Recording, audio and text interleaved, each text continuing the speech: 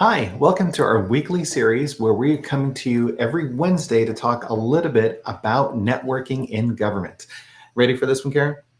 Yes. This one should be pretty good. For this week, we're talking about a very straightforward subject: know your end goal. Karen, how do you know what your end goal is with your networking outreach and aspirations and all of that great stuff? Well, you need to figure out, are you looking for a position? Are you looking for a promotion? Are you looking to get into a specific area of expertise? What are you trying to accomplish? Yeah, absolutely. Because if it's any mixture of those things and you don't even know what you want, well, how is it that networking is going to help you get you what you're looking for? It's kind of tough if you don't have an end goal in mind. So, today's show, we have three questions for you to help you figure out exactly what your end goal is. So, this way, you can then target your networking strategy to be the most productive one possible. Okay, so what's the first one? So the first one is define your why. Right. Define your why. That sounds pretty deep. Well, you actually spoke about this a little while ago. Like, why are you networking for a job? All of that sort of stuff. Right. Mhm. So, why is that even valuable or important for someone? I think because you already touched on it, in order to figure out how you're going to network and what organizations to target, you need to know what your end goal is. Exactly. So, again, is it job search? Is it more informational? Is it research or resources that you're trying to figure out? Yeah, absolutely. I think one of the biggest things about this, though, is that it also helps to manage your expectations. Because a lot of times, people think, why networking and why am I going to talk to this stranger that I've never met before? That sort of deal. There's a little bit of nerves that might be involved in all of that. But if you know for sure, all right, this is my end goal or my objective, then you can have a realistic expectation as to how you are progressing towards understanding that goal or objective, right? Mhm. Yeah. I mean, how many times have you seen someone get a little frustrated with even the idea of networking? Every time I look in the mirror. Well, knowing your why is a great strategy to help with all of that stuff. Okay, so the next one is asking the bigger question. Well, how is it that networking can help me address what that why is? Karen, what's been some of your experiences? You're using networking, you're talking to great people. How has that helped you with your why? Just opening doors and meeting individuals that you may not meet otherwise that can help you along your career path. Right? That you may have not met otherwise. I think that is a really powerful point. Yeah, because as part of the networking process, they recommend someone or you provide more information, and that leads to greater conversations. I think one of the interesting things is that at the very beginning, all of us, to one degree or another, are strangers. And it's only after interactions like this that we lead to meaningful relationships and next steps in our lives. Mhm. Yeah. I mean, you say that you have some challenges networking, but you are totally a pro.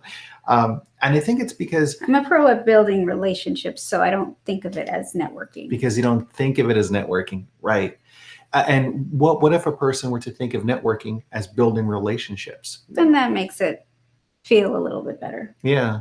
I think, and I recall from our conversations earlier where you feel kind of like a little dirty just with the idea about networking, like you're trying to kind of like convince someone to give you something, like you're being salesy. Hmm. But if you're relationship building and it's all about value that you're offering them, well, then that's something different, right? And reciprocal.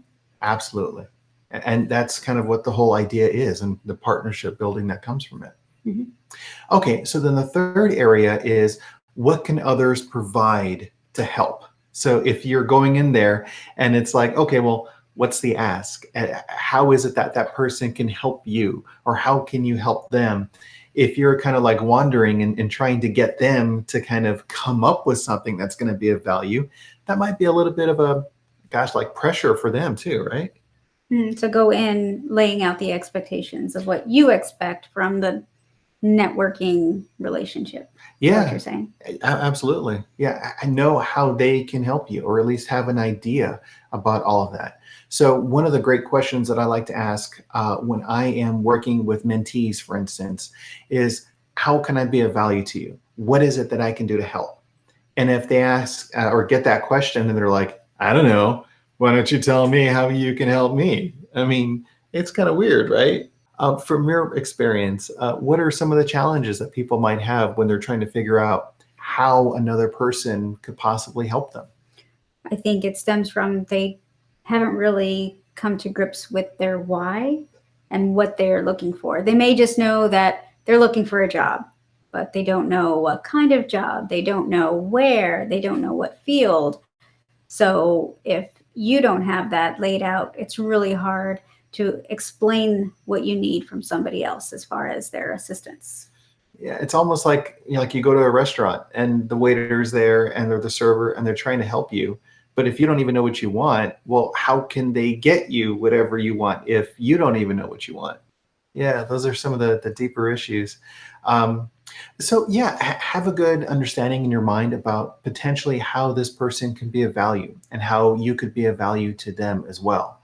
So some standard recommendations are asking questions like, could you recommend anyone else that I speak to learn more about this? Which I would think you want to be a little careful about that too, because it's like, you're not of value to me.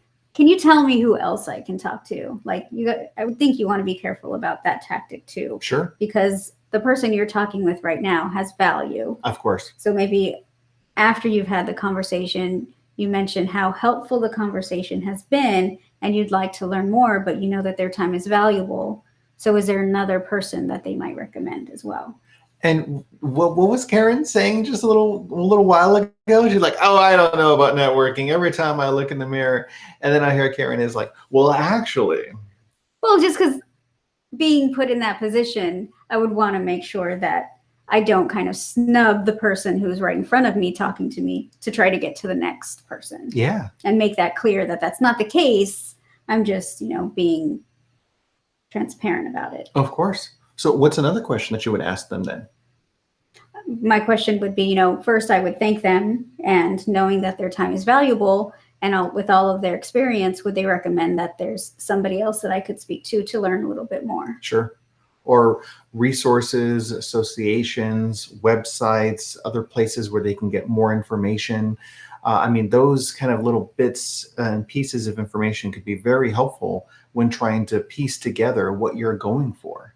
So, yeah, that's pretty good. So this week we've talked a little bit about again knowing your end goal. There were three things: define your why. How can networking help? And then largely also asking yourself potentially what is it that you could ask of this other person, or how is it that you can make the most of this partnership and this relationship that you have there.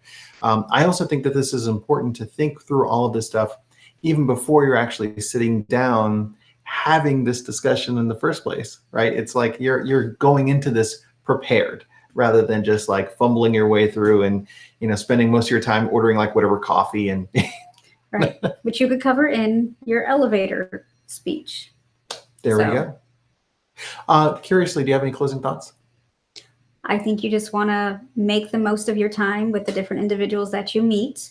And everybody is a stranger until you meet and get to know them. So continue to get to know individuals as you move along your career. Yeah, build those relationships. Thank you guys so much for joining us. We look forward to seeing you next week. Take care.